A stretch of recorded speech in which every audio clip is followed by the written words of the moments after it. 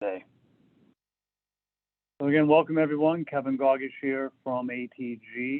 Happy to be joined by Anthony DiCaria and Mark Sullivan from Centinel Financial Group, who will be talking today about the topic building net worth for young investors. Again, if you would like to ask a question, please feel free to use the chat or unmute yourself, and this call is being recorded. So with that, I'm going to hand it over to Anthony and let him go from there, and occasionally we'll probably interrupt him to ask those questions. It's all yours, Anthony. Great, thanks, Kevin. So this is the afternoon session of today's presentation. So we certainly appreciate your time for everyone who's here today, and special thanks to Kevin and Relinda for helping us put this on. So this is the second time that we're doing an educational seminar here for ATG and McDevitt as well.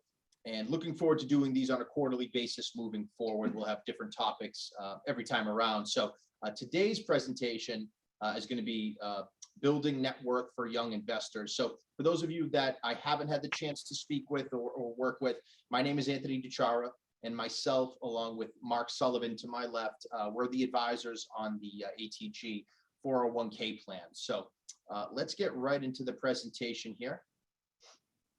So on the agenda for today, we're going to discuss net worth in depth, and we'll talk about how net worth is really built.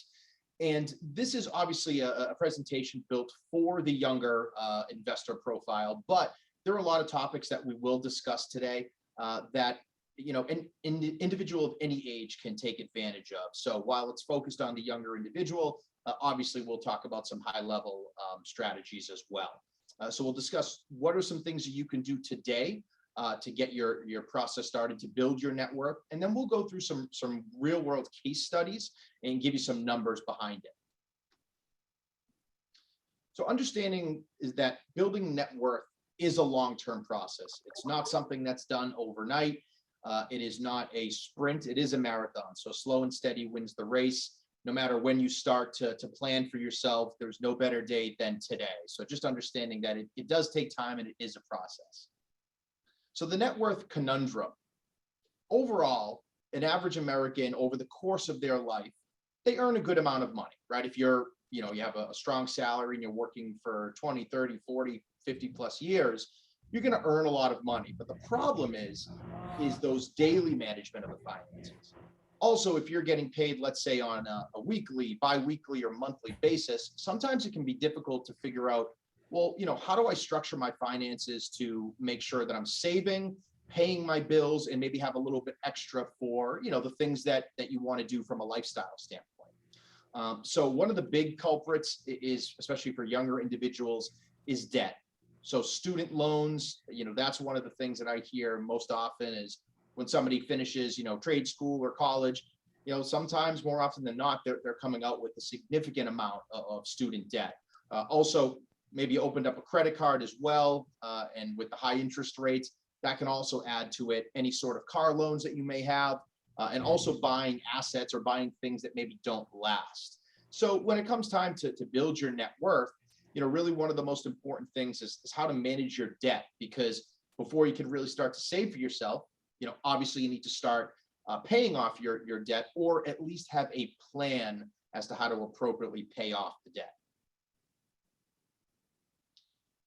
So when it comes time for your overall net worth, once you kind of get a feeling of what your net worth is, and we'll go into it in a few, it will dictate how much you actually have available to invest. So whether that is within your 401k with your company, or it's within your savings account, or any sort of other investments you have, once you figure out what your net worth is, this will give you a good indication of how much you can actually save. And a net worth is important because it affects a lot of things. It affects your taxes and your tax rate, your investments, as well as your credit score. So we're going to talk about especially the credit score in a little bit, but net worth is very important just for from a financial standpoint. Also, it's a really good indicator of how you're progressing in your life, right? So it's a good way to measure your progress. I speak with a lot of my clients, and I always tell them, at least on an annual basis, you want to take a look at what your net worth is. So whether or not you do it maybe as simple as an Excel spreadsheet, or you have, an app that tracks all of your assets and your liabilities. There's different ways to go about that, but really important to measure your progress, and net worth is a really good indicator of that. So there's three main factors that go into the net worth equation. First one is what you own, which is your assets. The second one is what you owe on, which is something like student loan, car payments, credit card payments. Those are your liabilities. Those are things that you still owe.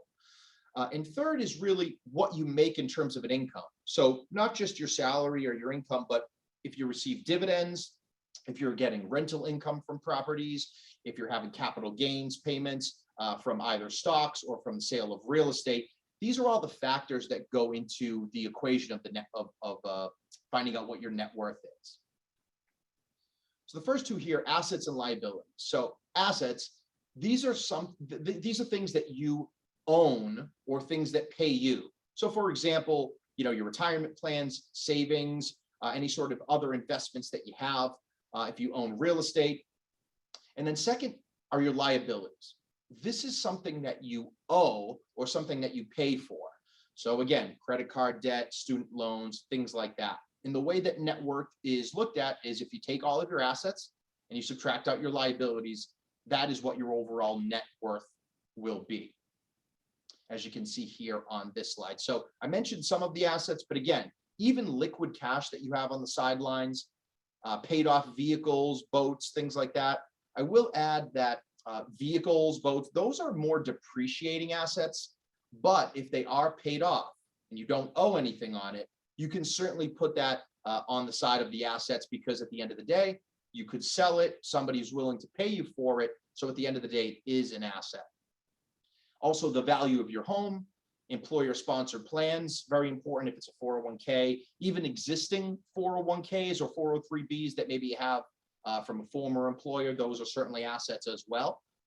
Any sort of businesses, this is one thing that I see a lot of individuals maybe forget to put on their net worth statement is if you do own a business, at the end of the day, that is absolutely an asset, because you could sell that business for cash or, for whatever it is. And that also will be an asset for you in the future. So definitely don't forget about any businesses that you own. Also, investments, stocks, bonds, mutual funds, any sort of investments that you have anywhere, even if it's outside of your 401k, certainly that's an asset. And we look over to the right here, some options in regarding liabilities. So student loans, right? That's a big thing that impacts the net worth. Car loans, credit card debt, any mortgages that you have, obviously, any personal loans, and also taxes that you may owe to the government for back taxes. So these are all the liabilities. And at the end of the day, you take your assets, subtract out your liabilities, and you're left with your net worth. I will pause a moment and just say that when a younger investor is starting out, one thing that we see often is that there's a negative net worth. And a lot of times that has to do with student loans and any sort of credit card debt. So I always tell my clients, don't be too concerned if you take a synopsis today of what your net worth is and it's negative, because at the end of the day, every year that goes by, your student loan debt will hopefully get lower and lower. Maybe you're paying off your car loan, maybe your credit card debt is getting paid down.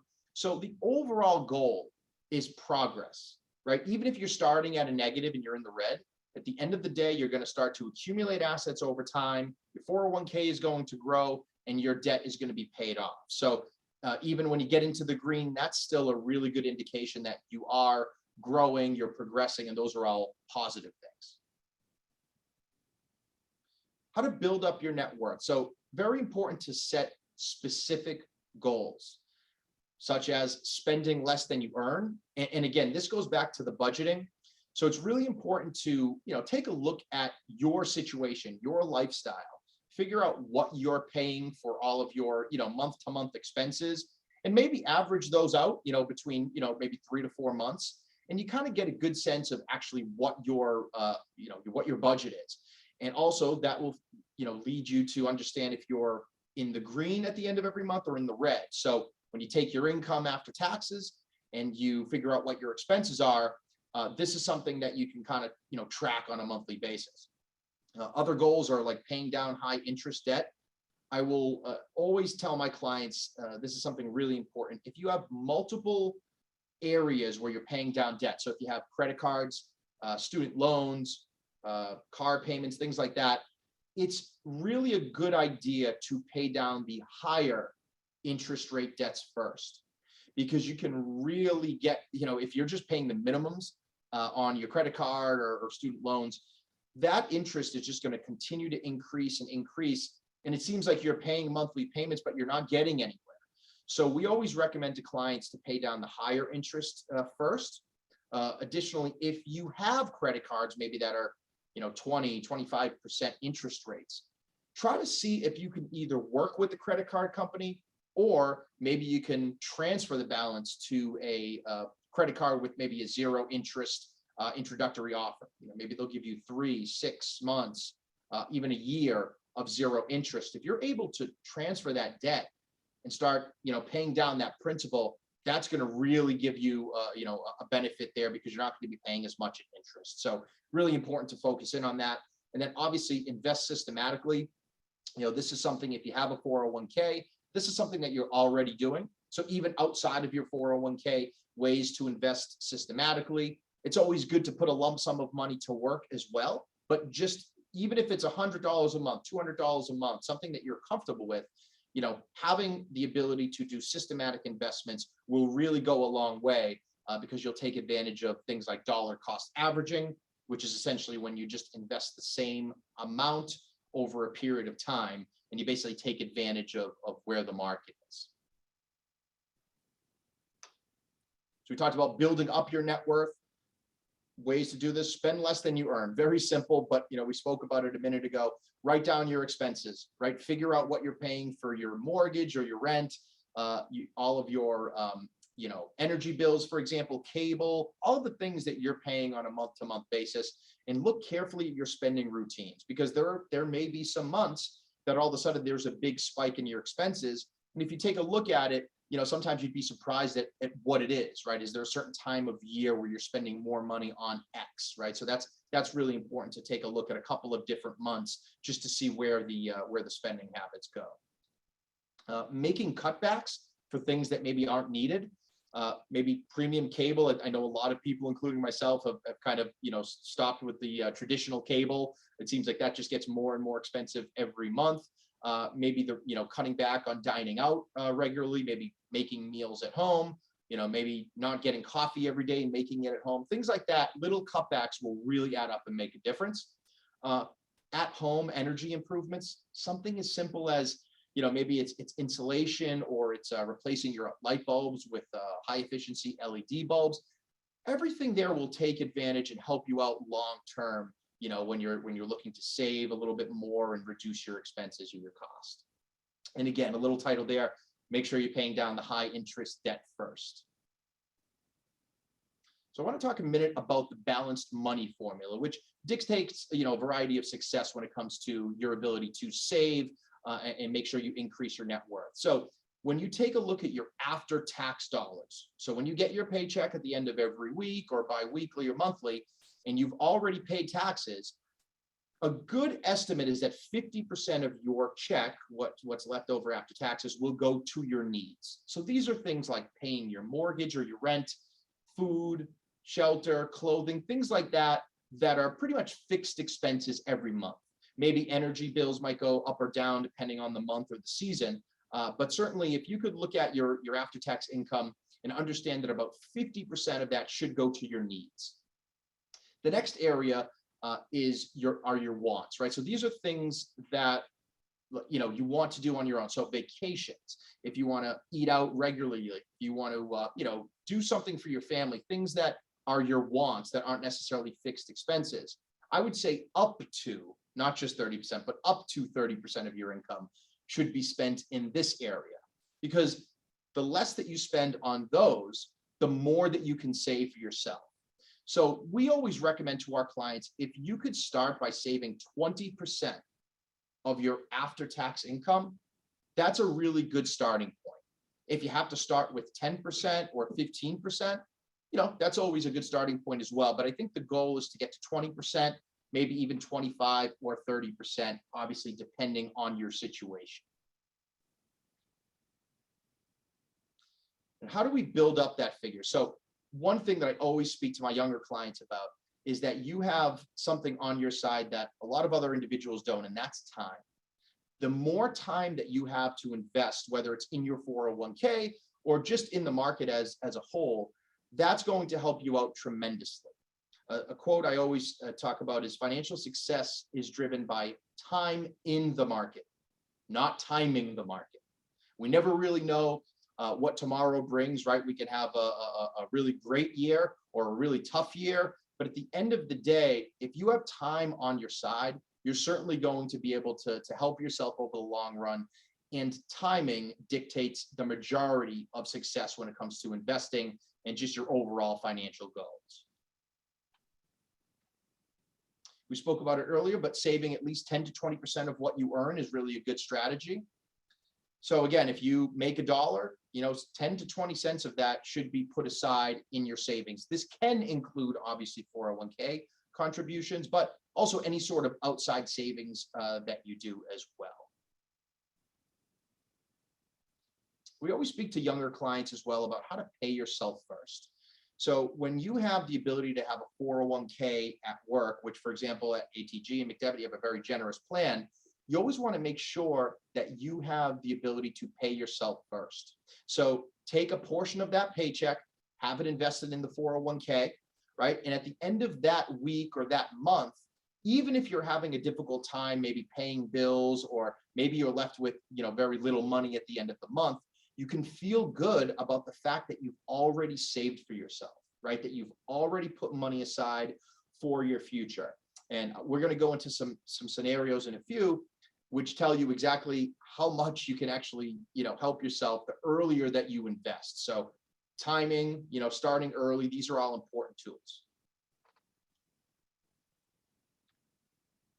Another important concept to understand with the 401k is not only are you saving for yourself and you're paying yourself first, but you're also reducing, if you have a traditional 401k, you're reducing the amount of money that you're owing to the federal government and to your local state.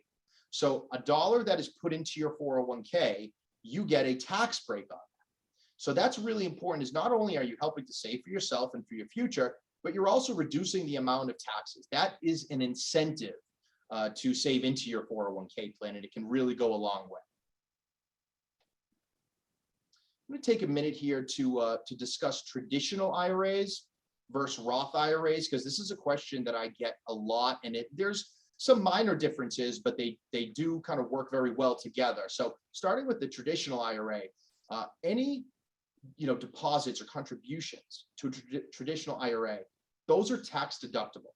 So I'll give the example here. If your salary or your income is $50,000 on a yearly basis, if you don't save into an IRA or a 401k, you're taxed on $50,000 of earnings.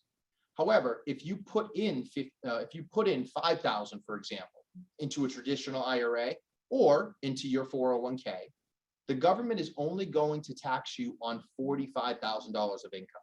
So take your $50,000, subtract out the 5, and you're left with $45,000 of taxable income. So again, a great retirement tool. It's going to grow over time, but you also reduce the amount that you are paying the government, and it's tax deductible for yourself. The way traditional IRAs work is you can take withdrawals anytime after 59 and a half years old. If you take it prior to that, there is a 10% penalty that the IRS will incur on your savings. So it's their incentive, right? They're incentivizing you to get a tax break, but they don't want you to have to use this money before retirement. So they use 59 and a half as that age where there's no longer a penalty if you take money out. The IRS also imposes a mandatory age where you have to start taking money from your traditional IRA. And that is age 72. It's what we call RMD, or required minimum distributions. So once you turn 72, the government is going to actually tell you how much money you have to take out from your IRA. And the reason why is because the IRS gets revenue from your tax dollars, right? So they want to make sure that you are taking money from your retirement accounts at some point, and that will give them additional tax revenue, right? Their taxes are paid when they are withdrawn, but while the money is growing for 20, 30, 40 years, you do not pay a dime in taxes. That's what we call tax deferral. Obviously, within your IRA, you can have a variety of investment choices, and there are income levels that dictate how much you can put in based on your income. So now we'll look at Roth IRAs. So the major difference between a Roth IRA and traditional IRA is that a Roth IRA is not tax deductible. So I'll give that example again. If you make $50,000 and you save $5,000 into your Roth IRA, the government is still going to tax you as if you earned $50,000. So there's not an additional tax break. Some benefits, though, is that there are no mandatory withdrawal ages. So you don't have to start taking money at 72 years old. You can actually just defer income for the rest of your life if you really wanted to. And the reason why you're allowed to do that is because when you take money out of your Roth IRA, you do not pay taxes. So I always speak about Roth IRAs being a really important tool, especially for younger investors while you can do it, because there is an income limitation for Roth IRAs. But think about, 30, 40 years from now. I think a lot of individuals, a lot of experts believe that tax rates will be higher than they are today. So imagine having a vehicle, a retirement vehicle, that you do not have to pay taxes on. Maybe tax rates are 40 or 50%. And if you take out money, you're not paying taxes there. Obviously, you have your qualifying investment choices and income levels as well with the Roth IRA. So I'm just going to take a quick pause there. And Kevin, if there are any questions maybe that came in during that time. Yeah, I know one. Thanks, Anthony, from the first time. In both the traditional and the Roth are available in the 401k. Is that a correct assumption? Great question, Kevin. Yes. So you can contribute to the 401k on a traditional basis where you get the tax deduction now, or you could do a Roth option, which would allow you to get the, essentially the tax benefit later in the future when you're taking money out and you do not owe taxes. So yes, you can choose to even do a portion into each as well. Great. Reminder, if you have any questions, please feel free to unmute yourself or use the chat function. So there's a lot of numbers here on this slide. And again, this has a lot to do with your individual tax situation. So I'm not a tax advisor or CPA. I would always defer to your tax professional, but these are just some general numbers that we'll talk about of whether or not you can contribute to a traditional IRA, because there are different rules. So if you're under the age of 50, you can contribute up to $6,000 into your IRA, traditional IRA. And if you're 50 and over, you can do an additional $1,000 for a total of $7,000. So if you have an employer-sponsored plan, there are income limitations. So if you make $68,000 or less and you're single, yes, you can deduct additional IRA contributions. So you can deduct both your 401k contributions and traditional IRA. If you're between 68 and 78,000, there's a partial contribution with a phase out. If you're over $78,000 of income, you cannot deduct anything. It doesn't mean that you can't contribute to a traditional IRA. It just means that you can't deduct it. Some people will call it a non-deductible IRA, where they're saving additionally, but they cannot deduct it. So again, that's something that you want to speak with your tax advisor about as well. Deductions without an employer-sponsored plan. So if your employer does not have a 401k, maybe they're a startup company and they don't have the ability to offer that yet, your income limitations are much higher. So they give you the ability to contribute and deduct it. So your income, if it's more than from 204,000 to 214,000, that's where the phase out begins. And again, if you're married filing separately, there's kind of a specific rule in there as well. So that's why I always say, make sure you speak with your tax accountant, your CPA about, specifics regarding your tax consequences. This is the 2022 contribution limit. So with IRAs, we spoke about it earlier. You have a $6,000 contribution limit with $1,000 if you're over 50 for a total of 7. Simple IRAs, these are for small businesses that have retirement plans. Usually that they are not able to do a 401k yet. They maybe will do a simple IRA. They have a higher contribution limit compared to a traditional IRA, about 14,000 with a 3,000 catch up. 401ks, which a lot of individuals, this is what they focus on, is $20,500 right now, and then a $6,500 catch-up provision if you are over 50 years old. Defined contribution plans, these are some more, I would say, a little bit more complicated retirement plans, and they have a much higher contribution limits. But most of my clients will talk about the 401k contribution limits, and they'll always try to max that out if they are able to reduce their taxable income and save as much as they can for retirement. We spoke about it earlier, but obviously the IRS does impose that 10% penalty if you take money out earlier than 59 and a half years old. So a couple of slides ago, we talked about traditional IRA contribution limits. This is Roth IRA contribution limit. So the numbers, some of them are the same and some of them are different. So with a Roth, again, it's $6,000 of a contribution limit with an additional $1,000 if you're over 50 years old. So if you're single, you can contribute to a Roth IRA if you make less than $129,000. That is your adjusted gross income, so it might actually be after a couple of deductions. But $129,000, if you make under that, you can contribute the full amount. There's a phase out between 129 and 144 where you can contribute partial, but they start to phase you out. So you might only be able to do 2,000 or 3,000. And then if you make over 144,000 and you're single, you really can't deduct anything there. So it's important to just understand that a Roth IRA, while it's a really, really important tool, especially for younger investors, you may only be able to contribute to a Roth IRA for so long. At some level, as your career advances, you may be capped out on that. So really, really important to start a Roth IRA, if you can, as soon as possible, because that'll give you more time to contribute. And the more time that you have invested in the market, the better it's going to be for you over the long run. The income limitations are slightly different for married.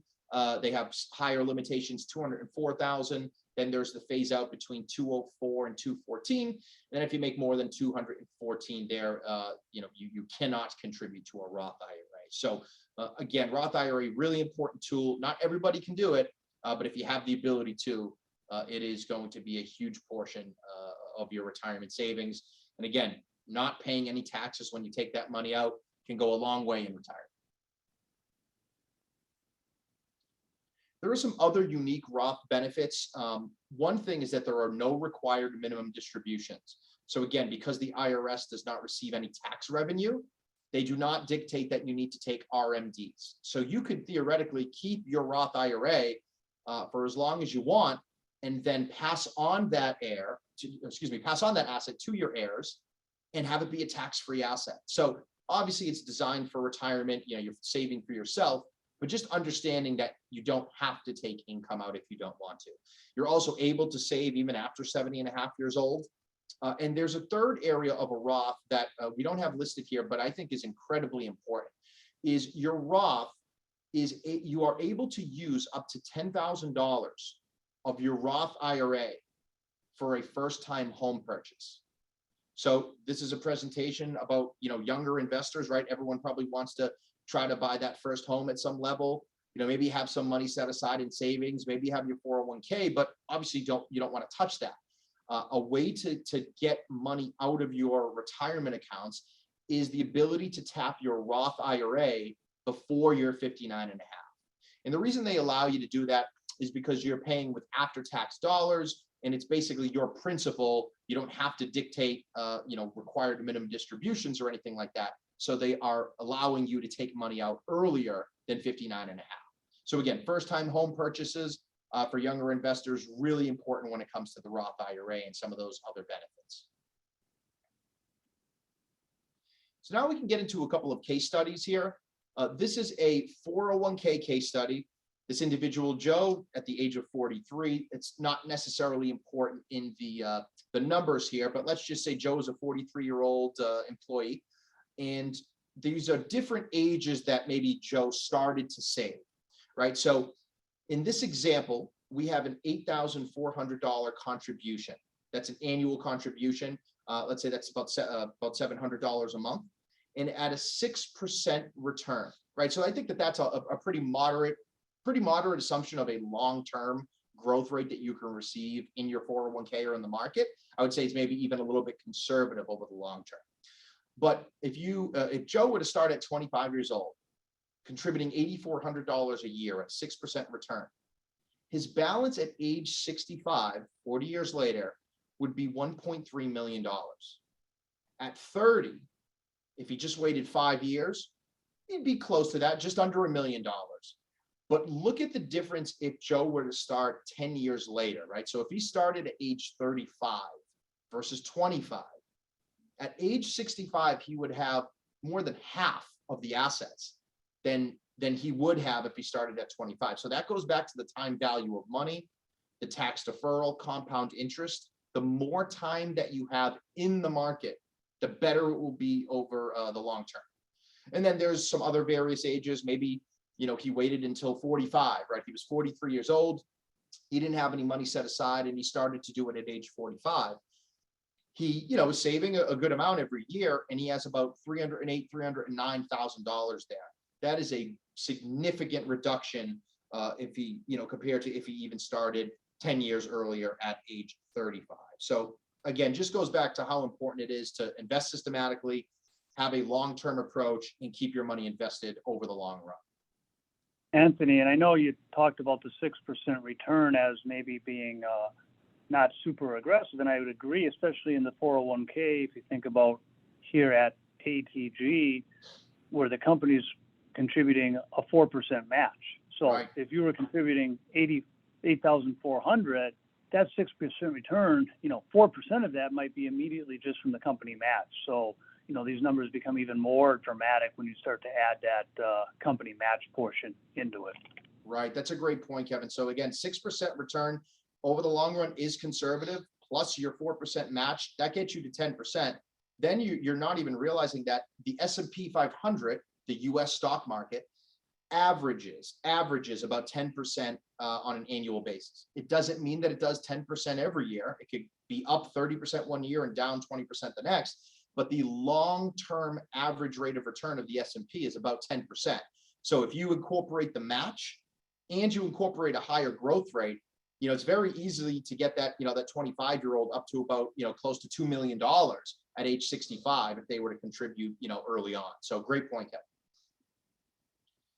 So another case study here, we have a kind of an earlier investor, early Earl, and versus Larry Late or Late Larry. So Earl starts investing at age 30. Earl saves $3,000 a year. And this doesn't necessarily mean it has to be in a 401k. It could be an IRA, but let's use 401k as an example. He saves $3,000 a year for 10 years. That means he's saved $30,000. And what he decides to do is he no longer contributes after 10 years. He saves from age 30 to 40. And at age 40, his $30,000 investment over that time has grown to about $41,000 and change. If he just lets that grow and he does not add any funds over that time, at age 65, he's going to have $414,000.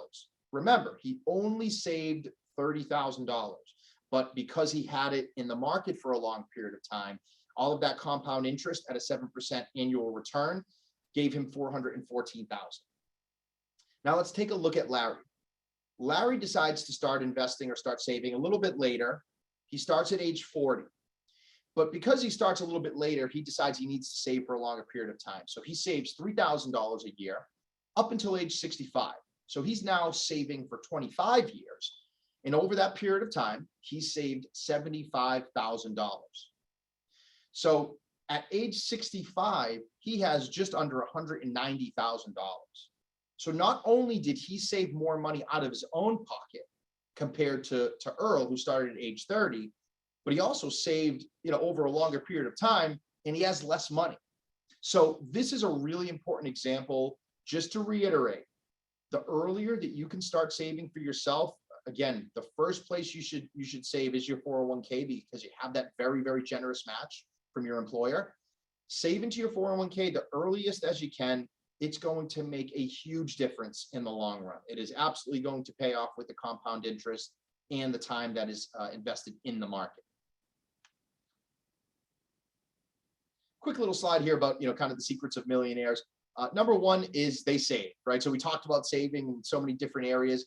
These are the individuals that save early and often, and they try not to borrow. So obviously there are certain things that we have to borrow. Maybe if we go out and we buy our, first home, we're not able to pay for that in cash. So you have to take a mortgage out. But outside of that, try not to borrow too much on credit cards. Maybe only put on your credit card what you're able to afford and pay off on a monthly basis. Because once you get into debt, it's a really hard game to get out of, especially with interest rates, upwards of 20% on credit cards. Again, investing a portion of every dollar that you earn. We spoke about the 20% number earlier. If you can get to 20, 25, even 30, that's going to make a huge difference over the long run. Also, living below your means, especially early on. So being moderate with your housing, don't kind of, pay for, based on your budget, right? Don't say, okay, I make, $6,000 a month, and so I can afford rent and all my expenses that equals $6,000 a month. Because you can get into trouble that way. Let's say you have a career change or you lose your job, or something happens in your life with your family and you need to take some time off of work and you're not earning an income.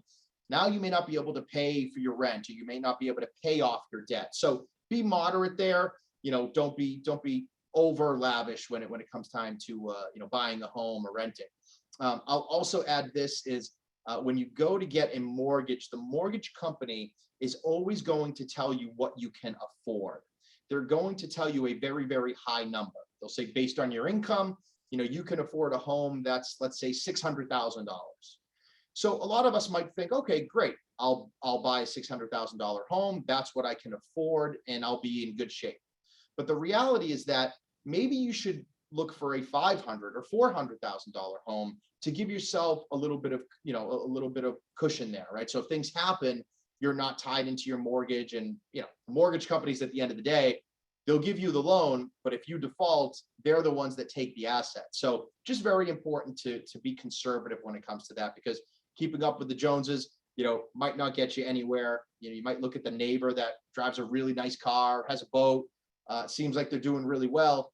The unfortunate thing is sometimes those individuals don't have anything in savings, and they don't have any cushion if they lost their job or they ran into a difficult time. They don't even have money set aside, to pay for their expenses on a monthly basis. So just some other, things to consider. So what should young investors do? Well, research, understand what your options are, talk to a financial professional about what your goals are, get educated. I can't stress that enough. Education is the foundation of what we do as advisors. When we sit down and we speak with an individual, no matter what age or what situation you're in, we get to know you, we get to know your goals, what you're looking to accomplish, so that way we can give appropriate recommendations. And we can also talk to you about, specific products to avoid, right? So if there's an income limitation or a age limitation, it's super important to understand what you're able to invest in and what maybe you shouldn't be investing in. And again, we spoke about it earlier, investing is not about fast returns. It is a long-term focus. I can't tell you how many times, we sit down with individuals and, maybe that first year or those first 6 months, right, that they start to invest, the market is down and they're having a difficult time, and they're looking at their statement and they're wondering, well, what's going on here? Why did we do this? And I always go back and I say, this is based on your long-term goals, right? So we want to focus on growing the money as much as possible. And again, we cannot control the stock market. We know that over the long run, it will go up, but we will run into those tough years like this year. But at the end of the day, if you have time on your side and you're a younger investor, that will help you out tremendously. I like this slide. This talks about good financial habits. These are, simple things you can kind of get into your mind to get into good habits early on. So We spoke about it earlier, but paying yourself first, right? Again, first thing you should do is invest into the 401k, get that match, get that free money. That is really important to help, grow your net worth over the long term. Track your expenses, keep a budget, right? So we spoke about it in this morning session, but something as simple as an Excel spreadsheet. It doesn't have to be complicated. There are certainly apps out there that can, track your assets and your liabilities, and it'll update you on, on a day-to-day basis. But even just tracking your expenses from an Excel spreadsheet or looking at your budget, just so that you have an idea about what you are spending on a month-to-month basis. Also, creating a safety net, or what we say is, your 3 to 6 months. If you have 3 to 6 months of expenses, that's probably a good estimate to have set aside before you start to invest long term, right? So having that emergency fund so that if you lose your job or something happens to your family, you have some money set aside so that you don't have to tap into your 401k, or you don't have to, take a leave of absence from work, things like that. You always want to make sure you have some money set aside. Paying down high interest debt first. I'll reiterate, if your credit cards are very high, it might be worth to put into a call to them or to research if there are any, zero interest promotional rates where you can do a balance transfer and start to pay that down. If you can't do that, if you don't have that ability, paying down the higher interest rates first are going to be the best option for you over the long run. Checking and tracking your credit score. Again, this is really important when you go to either buy a home, to lease a car, or finance a vehicle, something like that. And there are all sorts of apps out there. Sometimes even your credit cards might have embedded credit scores. Mint is a application out there that will track your credit score as well. I use Credit Karma. They're free. It's pretty intuitive. So just understanding there are ways to understand what your credit score is, because you don't want to be surprised when you go to apply for a loan and they say, hey, you're not at a good credit score. Your interest rate's going to be significantly higher than you had planned for. Some lifestyle changes that you can make. So reducing, things like, going to Starbucks on a daily basis. It's so easy to do that, right? You leave your house, you grab a coffee, you go to work. It kind of becomes a habit. But if you think about that, right? If you're paying $5 a day for a coffee, let's say, and you're working 5 days a week, $25, dollars a week there, all of a sudden, $100 a month, that's $1,200 a year that you're spending on coffee. So, maybe make it at home, maybe use the break room at your office. These are things that you should just be considering from a lifestyle standpoint of how to save yourself some money. And hey, you could put that $100 a month that you were spending on coffee and maybe invest that into the 401k or open up an outside investment account. Those are ways that you help yourself over the long run. Tracking digital subscriptions. This is really important in today's day. Sometimes you see individuals with, 2 or 3 different apps that they just use for music, right? So if you have Spotify, Pandora, Apple Music, you might be paying $30 or more just for music, right? If you could eliminate some of those, that might help you. Also, Netflix, Amazon Prime, these are all certain subscriptions that we kind of become numb to. But if you really take a look and you figure out how much you're spending on a monthly basis on these, because sometimes it can be hundreds of dollars a month. And even if you eliminate 1 or 2 or 3 of those, that can make a big difference on your monthly budget. Also considering, maybe pre-owned vehicles versus buying a brand new car. It's nice to have a brand new car, but as soon as you drive that off the lot, you're going to have a value decrease there. It can be significant too. So just some good financial habits that if you get into this at a younger age, it's something that's going to take you through your long-term and through retirement as well. Anthony, you talk about paying down debt with high interest rates first. So what's your advice around someone using maybe some savings that they have in the 401k to pay down that debt? They're paying themselves back in the 401k. Is that a smart thing to think about? It's a good question, Kevin. So it's a little bit more complicated than that. So from a general standpoint, I always tell clients that it is not a good idea to take money from your 401k and pay down debt. The first reason is because you're hurting your future earnings, right? So if you're taking money out of your retirement plan today, that money is no longer growing. It is no longer getting interest, and you're hurting yourself over your long run.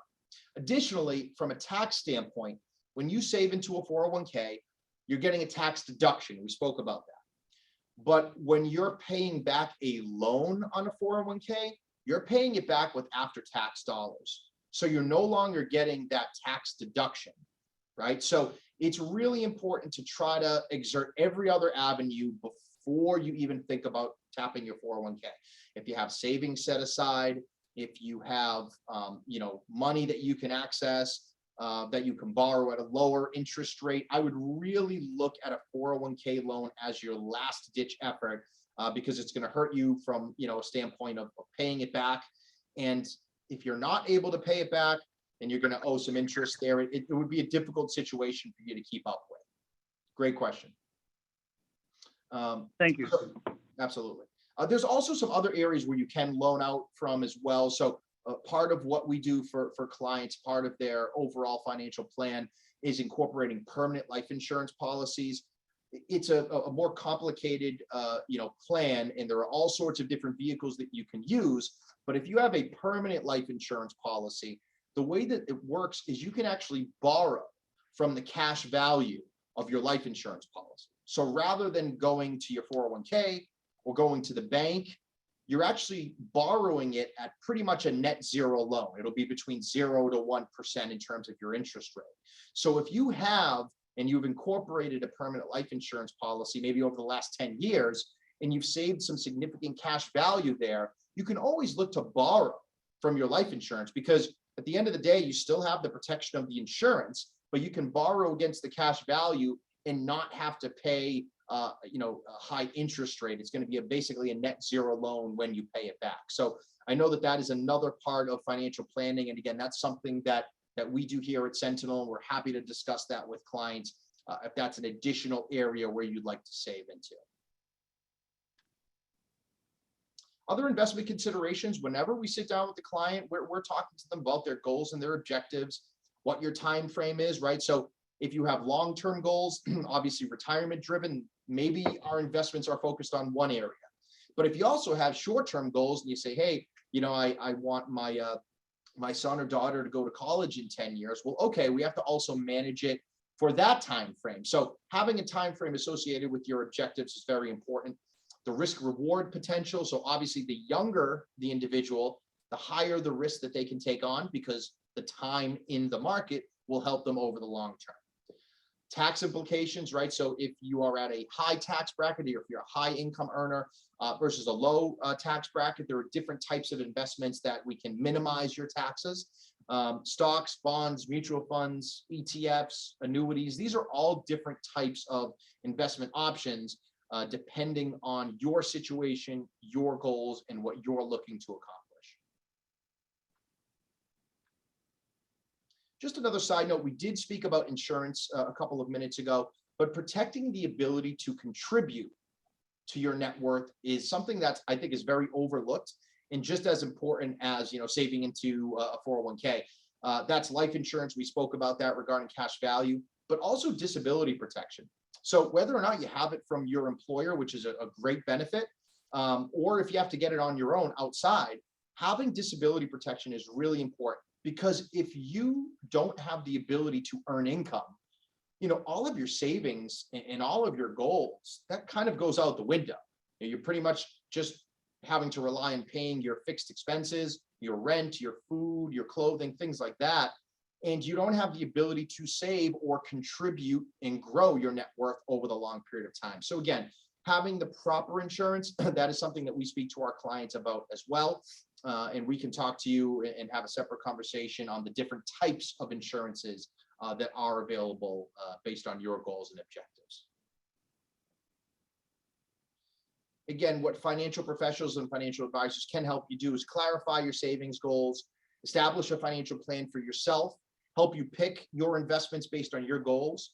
And I would say really the two most important things is to regularly evaluate, right? Having that phone conversation, having that review meeting and saying, look, whatever happened in the last 6 months or year, we know that it happened. Here's how we're going to make an adjustment. Or, hey, we're going to stay the course because we understand that over the long run, these are things that are going to work themselves out.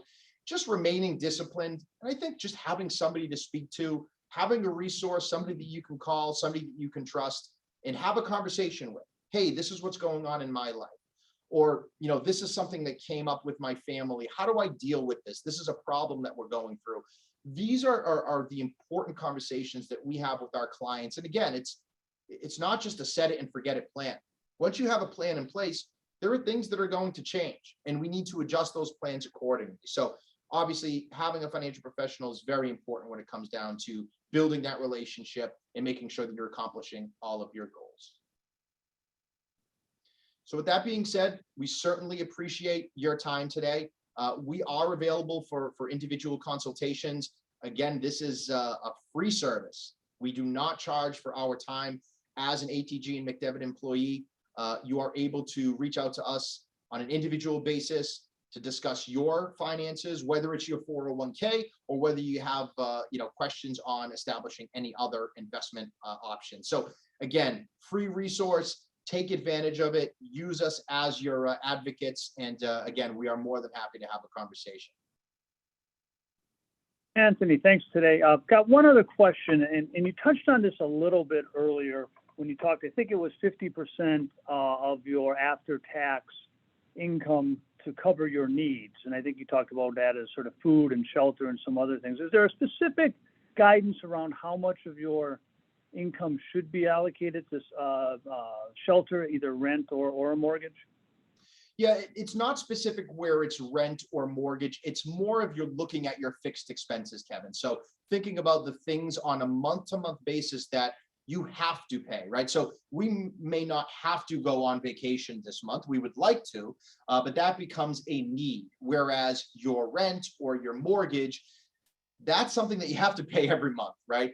Food, of course, shelter, clothing, things like that. So we group that into more of a general fixed expenses. And again, 50% of your income is a good number to think about from that standpoint. Great, thank you. Anyone else has any other questions before we close off this session? Now's the time, either in the chat or unmuting yourself. If there are no other questions, I want to thank Anthony and Mark for the presentation today. We're looking forward to continuing these as was outlined on a sort of quarterly basis. So we'll probably have them back come early October or mid-October. This call has been recorded, and we'll be sending out a copy of that recording as well as a short survey later today or early tomorrow. Thanks, Anthony. Thanks, Mark. Great. Thank Thanks, you. Have a Kevin. great day.